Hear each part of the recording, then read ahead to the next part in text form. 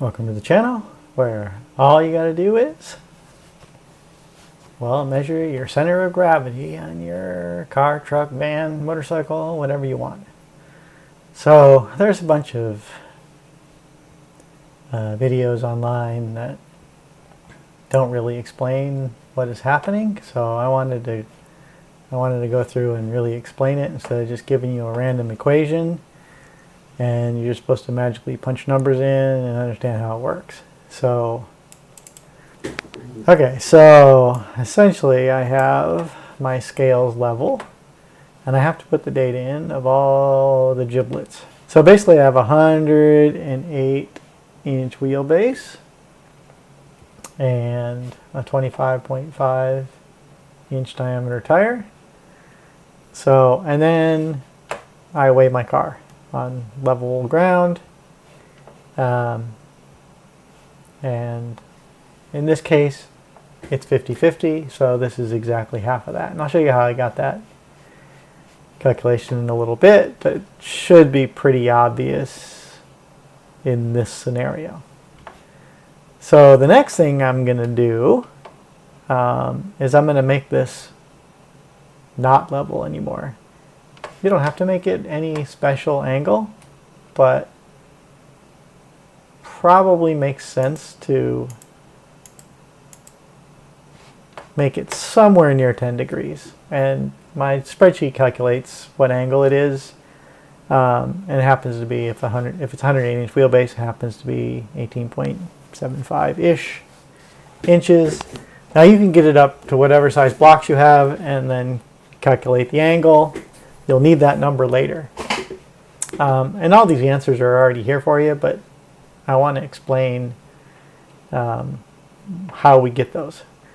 So after you put your car up on an angle and you have to know, how tall this is to calculate that angle, you get a different number. And in this case, it's 50 inches, and I'll show you where I got that from. But basically what you do is you draw a line vertical through, like we set this back to 0. So this is our 54 inches, and that goes vertical through the car. And then this is 50 inches, and that goes vertical. And where those cross is going to be your center of gravity of the car, right? So now there's some trigonometry that has to happen, but you have all the information you need to get there, and I'm going to show you how. So this is 10 degrees, or whatever you choose for a height of your blocks. It's 8.5 degrees, or 3 degrees, or 6 degrees, whatever. The higher you can go, the more accurate it's going to be. So you know that this 10 degrees and this 10 degrees are the same 10 degrees, and this 10 degrees is the same 10 degrees. So if you know a little bit of trigonometry, and I'll go through that a little bit later, then you know that all you need is to know the angle and one of these lengths, and you can calculate the other two. Or you can have two of the lengths, and you can calculate the third and the angle. Right? So you just need two of these pieces of information as long as it's a right triangle. So in this scenario, I know that it's 10 degrees, and I know this distance is 50 inches. So I can calculate this length and this length. Now this one I don't really need, but this one I do. And the reason I need to know that is because I need to know this length here. And so if I know this length, which is shorter than this by some number that I don't know, but I can trig that out and figure out what the length of this is between here and here. And then since I know this angle and this length here, I can figure out the rest of this triangle. And the reason I want to know that is because I need the distance from here to here. Just put a dimension in there for you. So I need to know this dimension right here. And the reason I need to know that is because I got to add it to the wheel radius, which is known, which is half of that. So that's the that's the logic that's going on here, which most people, they give you an equation. I mean, some don't even use the center radius. They just ignore that small angle approximation, which I guess maybe is okay, but it's technically not correct. So anyway, I'm going to go to the spreadsheet and show you how that works, but it's based around this simple diagram. Now, the other thing that you have to understand is how to calculate this distance. So if I make this 0 again, the way I do that is I do a sum of forces and a sum of moments around a certain point. And since this one is an easy place, you could pick any point. You could do the center of rotation about this point, but it just makes math harder, right? Because you got to pick a point, you got to have a distance from there to there, you got to have a distance from there to there. It's just more math. It all comes out in the wash anyway. So I chose this point to do my moments. The summation of the moments equals 0, right? So it doesn't really matter what's on the way to this scale because the moment's going to be 0. So all I need is 108 inches times the weight on the front wheel, which is half the weight. And that's how I get half of the wheelbase, right? The sum of the moments. Like the center of mass is halfway between there. So there's an equation that I'll go on a whiteboard, but basically it's, the sum of the moments equals 0 and the sum of the forces equals 0. So if this weight is the exact same as this weight, then I got 1/2 weight of the car here, 1/2 weight of the car here, full weight of the car here, and this distance is 108. And if I just do some simple arithmetic, I will find out that the weight is 50-50.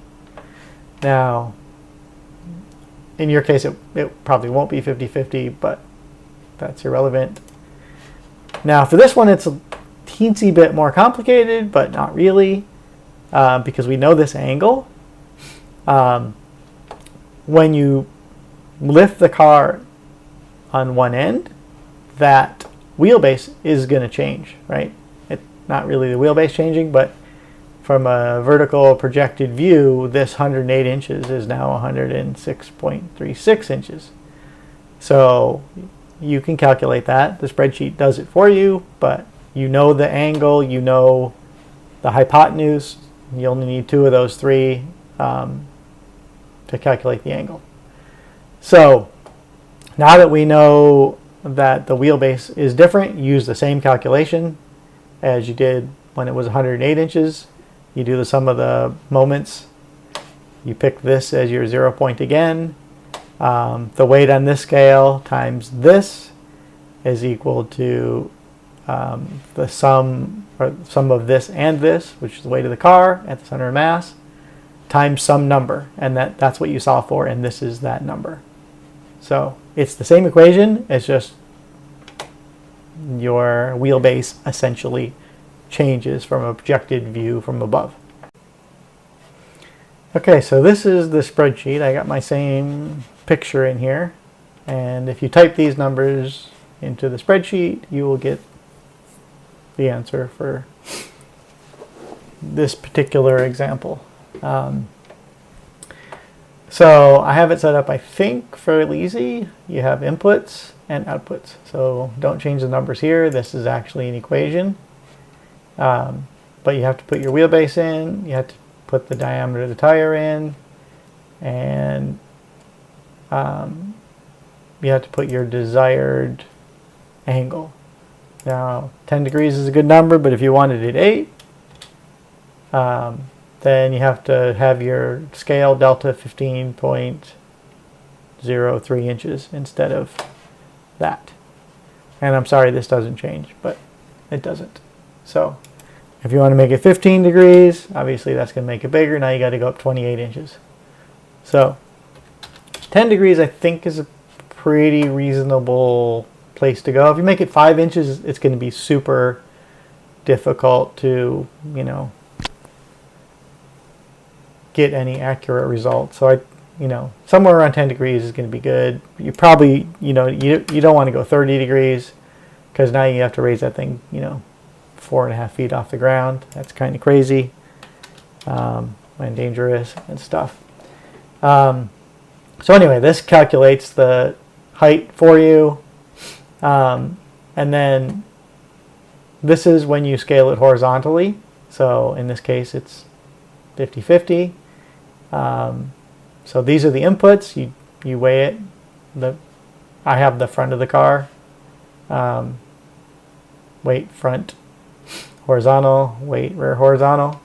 But if you wanted to leave the back wheels on the ground, that's fine too. Just switch your H's and your fronts and your rears. So anyway, then this calculates your distance. It's 54 inches.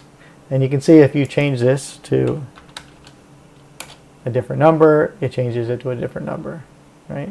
Change it to 1600 front and rear. It goes back to, the same half through the wheelbase. If you have a really terrible car, like maybe it's a Saab 9000 turbo that's set up for racing, you might have, 1800 on the front and 1200 on the rear. Actually, it was more like 800 on the rear. Yeah, that's pretty terrible, but that's how some cars are. And now it's only 33 inches from the front, so your center of mass is way up here. So I'm going to set these back to 1500 because, this is the example. And then when you put this up at 15.75 inches, these are the numbers you need to get to 50% or to 50 inches. But if this was a different number, right? These should add up to 3,000 pounds, right? But as you can see here, it's this weight and this weight added up to give you this weight.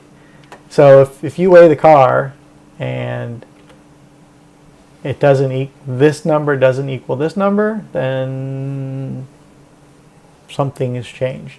Scales have accuracy issues, especially when you side load them, blah, blah, blah, blah, blah. The other thing you want to try and do is if you have a solid axle car, you probably want to put the solid axle on the scale that moves, because independent suspensions, you kind of have to roll them forward and back to get them so the actual weight is correct, right? Because there's the scrub radius, and when you jack it up and put the jack under it, it wants to move it to the side, and so it like raises it up and down. So be cognizant of that. But yeah, if you put a different number in here, let's say we put 1400 there and 1600 there. Now my distance to center line is 56 inches, and that indicates, the weight shift is to the back instead of to the front.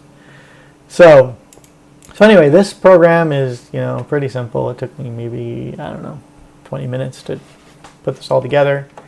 But I can highlight what I've done if you want to go back and just put these equations in your spreadsheet or on a piece of paper. The other thing that if you don't like using trigonometry and stuff, you could theoretically just draw this on a piece of graph paper to scale with a pencil and an angulometer, a protractor, or whatever. And if you do it accurate enough, you'll kind of get the right answer. It won't be perfect, but it won't be as accurate as doing trigonometry. But you can get an idea just by drawing this simple diagram, right? Just make sure it's to scale, and the bigger you make it, the less your pencil width error is going to make. So that's an option as well. So this one's a pretty simple equation. It just adds that number and that number. This one's a little bit, more complicated. but not really. This is basically just the sum of the moments equation that I went over earlier. This is the one that gets a little bit more tricky because you're doing the trigonometry to figure out this length and then figuring out this length, and you have to know this new length of the wheelbase. So, but there's the equation right there. So you can poke it back into your spreadsheet, and then this one's a little bit even more complicated. It actually does this and this trig and whatever. So this could probably be reduced, certainly could be reduced, but the computer does all the work anyway. But let me go through and explain a little bit of what all this junk is. So basically this is the angle, but that angle is in degrees, so it's divided by 360 degrees and then multiplied by 2 pi because the spreadsheet it calculates it in radians. So that's what all this gibberish is in here, right? That's the angle divided by 360 times 2 pi to get it into radians. 2 pi radians is equal to 360 degrees. And then the rest of the stuff is just this sine, cosine, tangent, SOHCAHTOA, essentially, to calculate this. And then the last thing it does is it adds this, which is the C3, which is the tire diameter, divided by 2. Right? So it's this distance here of this little triangle plus from the bottom of the tire to the axle center line, right? The radius of the wheel. So that's what this little guy is here. So that's it. That's how it works. It's nothing magic about it. You just have to understand, a bunch of simple little pieces and just put the puzzle pieces together properly. You can do this left to right as well. It works the same as front to back. And if you want this to be super duper accurate, obviously you're going to have to change. You're going to have to put something to keep your wheel or your shock absorbers the same length. But if you want it to be, physically accurate with it at ride height, then you can certainly lock out your front and rear shocks left and right. And then you'll have to scale it and make those, super even. So you have to have some adjustment on there for your corner weights. So that's easier said than done, I think. Anyway, hope that helps. If you enjoyed this video, please hit the subscribe button. Please hit the like button. And if you have any questions or comments, just put them in there. Thanks for watching. If you like this content and want more, subscribe, like, and share.